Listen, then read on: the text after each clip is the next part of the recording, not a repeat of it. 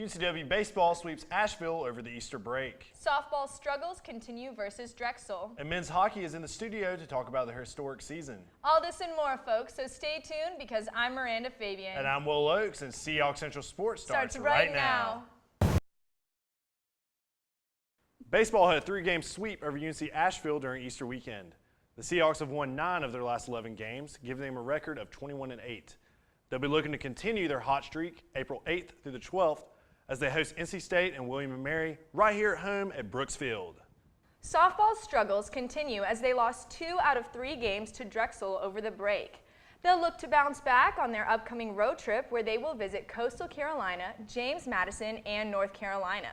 The Seahawks have had trouble on the road this season with a record of 1-5, but look to turn that around in the month of April. Men's tennis has hit a cold streak as they've lost 3 straight matches on the road.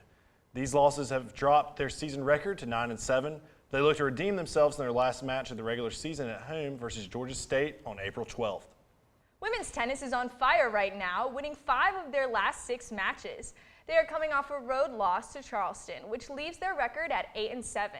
They will host their last 2 matches of the regular season at the Wilmington Tennis Courts versus Campbell and Charleston Southern. This year's March Madness tournament turned out to be one of the best in recent years. Now that it's finally over, let's take it over to Tyler Franceschini and Khalil Nelson for their final thoughts. Thanks, Will. Tyler and Khalil here to wrap up the NCAA tournament. If you watched Monday's final round, it was a great championship game with Duke winning against Wisconsin. I know Khalil is happy with the outcome, so Khalil, Duke was crowned champion. What was the most memorable moment of the tournament? Oh, man, most memorable moment of the tournament, I got to go with the wild card, Grayson Allen. This kid came out of nowhere. Let's remind you, back in December, Grayson Allen didn't even play against Wisconsin. All of a sudden, he comes up, and I say, in my opinion, besides Tyus Jones, was the MVP of that game. Grayson Allen was great. The main reason he was great because of Coach K. Coach K is a great coach. He can take young players and develop them and make them into great basketball players and play as a team and as a unit. Absolutely couldn't agree more. Would you say this 5th national championship for Coach K cements his legacy as the greatest coach of all time? In my opinion, yes. Nothing against Wooden, but back in his day when he was playing, there was not that much of a competition. I mean, I think the NCAA tournament at the time was like 32 teams. You have Coach K competing with 64 other teams, and out of those 64 teams, you're telling me he was the best? 5 national championship rings, all with great players who translated into the NBA. Coach K is the greatest coach of all time. It's no question that it's tougher to win an NCAA championship now. There's no doubt about that. But John Wooden does have 10, which is twice as many as Coach K, and he only won 5 of those with Lou Alcindor and Bill Walton. So that means he won 5 championships with other guys not named Lou Alcindor and Bill Walton. So I would still say John Wooden is the greatest coach of all time. Agree to disagree. Kentucky season, would you consider it a failure or a success based on the way it ended? Well, if you don't win the championship, it's always a failure, no matter what. I mean, 38-1, no one's going to complain about that. You have 38 wins, you win the SEC tournament. It was a success for them for the regular season, but the main priority and their goal was a failure. They wanted to go undefeated and win the NCAA title. So, unfortunately, it is a failure because they did lose. Absolutely agree. SEC had a terrible down year. The next best team in the SEC was Arkansas, who had a 5 seed. So I would say the SEC was a down year. Yes. Kentucky's very talented. If they had won the title, obviously it would have been a great success, 40-0, but they lost. I consider the season a failure personally. What would you say was the biggest surprise of this year's tournament? Oh, man, I know the biggest cop-out anyone can go with is Kentucky losing against Wisconsin. Biggest surprise? Michigan State. This number 7 seed team came out of nowhere and surprised everyone in the nation in going to the Final Four. Yes, they lost to Duke, and way to look like they gave up in the second half. But still, when you make it to the Final Four, out of 64 teams, you're the Final Four. That's nothing to be ashamed of. Michigan State's the biggest surprise. I'm going to take the cop-out. I'm going to say Kentucky was the surprise because they were favored. They were even favorites with the entire field. That's how big of a favorite they were. Biggest in recent memory that I can think of. So the fact that they lost to me was the biggest the challenge of the tournament. Now we're going to do the top 5 NBA prospects for this year. Why don't we start with you? Who do you have as number 5 for this year? Okay, well, number 5, I'm going to go with Wisconsin's very own Decker. I like the kid. The guy can shoot a 3. He's a big man, not afraid to play in the paint. Unfortunately, he did not show up in the national championship. But still, he's a great player. I got to go with Decker from Wisconsin. Absolutely, I can't argue with that. Devin Booker of Kentucky. He is the sweetest stroke in the entire college basketball, and the NBA has a low amount of good shooting guards. So he's going to come in, fit a team's need immediately. I don't think he's going to get drafted to the middle of the first round, but I think he is the best shooter in the draft, and thus will be a great NBA prospect. I have to say Booker is number 4 for me.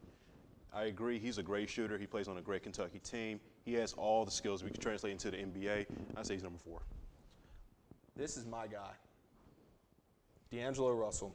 I think if the Sixers get him, I would be the happiest man. I think D'Angelo Russell has a great skill set, averaged 21 and 7 at Ohio State as a freshman, great ball handling skills, great court vision, and has a great jumper. So if he were to go my Sixers at 4, I'd be a very happy man. Number 3, how often do you see a senior still in college basketball? I got to go with Kaminsky from Wisconsin. Wow. National Player of the Year. He's really good. He's a big man, and he can shoot a 3. You got a big man who's not afraid to play in the paint and have a good stroke with it. I got to go with Kaminsky, number 3. He has a very polished game. There's no doubt about it. For number 2, I'm going to go with another Kentucky guy. You love that Kentucky. 4 out of my 5 are going to be from the same team, Kentucky and Duke, by the end of it. Karl Anthony Towns. Very polished game, was exemplary at Kentucky. I think he's got a great skill set. He's already got great post moves, and he's only, I believe, 18, if not 19 years old. So he still has a lot of room to grow, and he's considered the top prospect along with Okafor. I think he's going to make a lot of noise in the NBA. Okay, well, number 2, personally, as a Duke fan, I hope he stays at Duke, but I don't see that happening, in my opinion, but I hope he does. I'm going to go with Tyus Jones. Wow. MVP of the Final Four. The guy can take a game over. Hopefully, if he does stay at Duke, he is the future of that school. But obviously, I can see him going. He has the 3, not afraid to play in the paint, get rebounds. Tyus Jones. Guy very similar to Karl Anthony Towns. Jahlil Okafor. He's got a great polished game. If he works on his free throws, which were awful, about 58% I think for the entire year, he has the best all-around game so far coming into the draft. The Knicks would love to get him, or the Lakers, in the 1st or 2nd overall pick. Well, just because I'm a Duke fan, I'm biased. Okafor is number 1. I would love to see this guy stay at Duke. It's not going to happen. When you're projected to be the number 1 overall pick, you go with the NBA. You Absolutely. take the millions of dollars. Okafor, in my opinion, he can play tough in the paint. Yes, I agree. Need practice free throw. He likes Shaquille O'Neal out there. But Okafor is the guy, in my opinion, to be number 1. I see him having a great NBA career. I hate to have 2 Dukies up top. Can I borrow that? Sure. Hate to have 2 Dukies up top, but he's my favorite player. He reminds me of a left-handed, your favorite guy, Kawhi Leonard. He reminds me of a left-handed Kawhi Leonard. Very athletic, plays great defense, which is you need in the NBA. You need a guy who can come in and immediately impact your team on the defensive as well as offensive end. So I think the best player is going to be Justice Winslow. I think he's going to stay. You think he's going to stay, really? He's going to stay, yes. What makes you say that? Just think he'd... When you come off a national championship, you obviously just feels great about being in a great situation at Duke. He seemed like, and obviously on top of that, Quinn Cook leaving now in his senior year, he can take over the team, become the leader of that team. I think Winslow still has some left in him. Okay, I could maybe see that. All right, well, that wraps it up for this segment. I'm Tyler Franciscini, Khalil Nelson, and thank you, Will and Miranda. We'll get back to you.